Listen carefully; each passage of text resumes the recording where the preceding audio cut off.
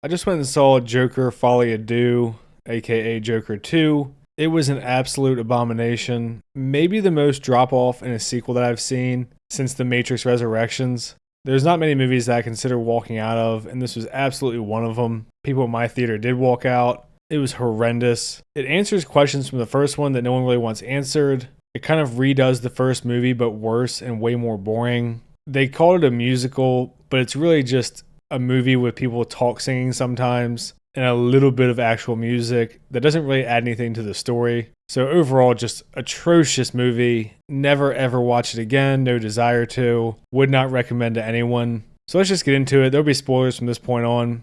So a huge part of the movie that was just terrible was the music. In a traditional musical, pick any of the musicals you like, even a simple one like Nightmare Before Christmas, the music and the songs move the story along and develop the characters, even if it's just explaining inner monologues.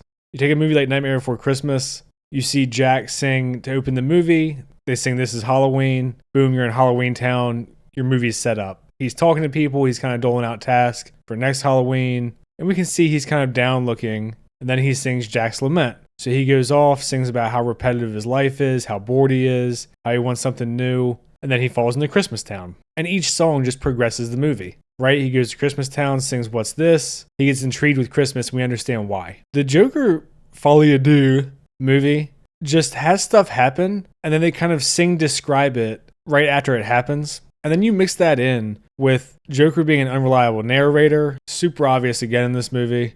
And what you get is some of the musical notes are clearly in his head. They're these nice set pieces, this old-timey thing. And you're getting like his inner turmoil, which fine, but you don't really need it. And then the other part you get is them singing in the world and people acknowledging that they were singing in the world. And they're just seeing their emotions that we just saw that were already acted out and explained. So you get this weird combination of music that sometimes matters, sometimes doesn't, an unreliable narrator, and then just kind of a mess of a story. Lady Gaga has confirmed in interviews that they had a script and they would just go to Joaquin's trailer, tear the script up, talk for a few hours, and then decide what they wanted the script to be. And that's what this movie felt like. So the first half of the movie is in the insane asylum with Joker. It confirms the events of the first one, which really takes away from the events of the first one, where you're left wondering what's real, what isn't. So this movie confirms that in the first half, real slog.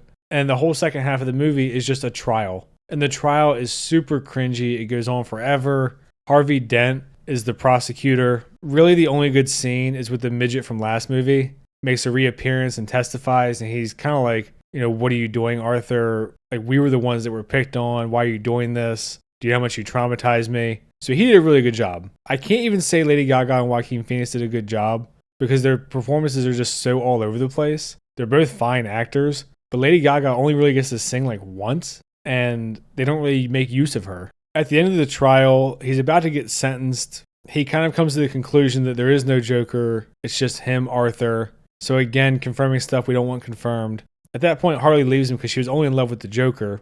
Someone drives a car bomb into the side of the courthouse. He escapes. And then these clown people are like, oh, let's go blow shit up. It's all starting now. And you can see he's kind of unhappy about it. He gets out and runs to his steps. That's where Harley Quinn chose to go live because of him. And he's like, I love you. I want to be with you. And she's like, nah, I'm good. So she just fucking walks off. He goes back to the prison. And then what seems to be the actual Joker, because he carved a smile into his own face, comes up and does the people get what they fucking deserve line to Arthur Fleck, stabs him to death, movie ends. Super boring, super depressing, kind of fucks up stuff from the first one. In a lot of ways, it's like a worse version of the first one, where it resets his character. It doesn't continue really where it left off. Even if you want to have him be a little bit reset because he's kind of not embraced this Joker persona and the damage that it causes, that should be resolved pretty early on. And it ends up being like the entire movie. And then he just dies. And the first movie, if you don't remember,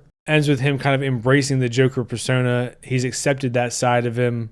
He's kind of trying to balance, Arthur and the Joker, but he is who he is. This movie's just like, let's just redo it, but shittier. Honestly, this whole movie feels like Warner Brothers offered Todd Phillips so much money that he just couldn't say no. But at the same time, he didn't want to make it. It kind of reminded me of Matrix Resurrections, where it just felt like a spiteful movie to the studio, and in a lot of ways to the fans. The movie does really feel kind of like a fuck you. So I'm not going to keep going. There's really not much to say about this movie. It's just fucking awful. It's shot well. It's competent. Joaquin Phoenix and Lady Gaga are fine. There's a couple okay scenes, but really, it's just a drag. And I'll go ahead and say I pulled my phone out at one point, and I was like, man, how much does this movie have left? And it was like 45 minutes in. It's like that type of movie. This is one that I would save for streaming, and then even then, maybe just put it on and go to sleep too, because that's about all it's going to be good for in about 2 weeks. So yeah, I'm going to leave it there for this one. If you've seen it and you regret it, let me know what you think. I try to respond to all the comments that aren't just insults. Like and subscribe and all that shit. Thanks. See ya.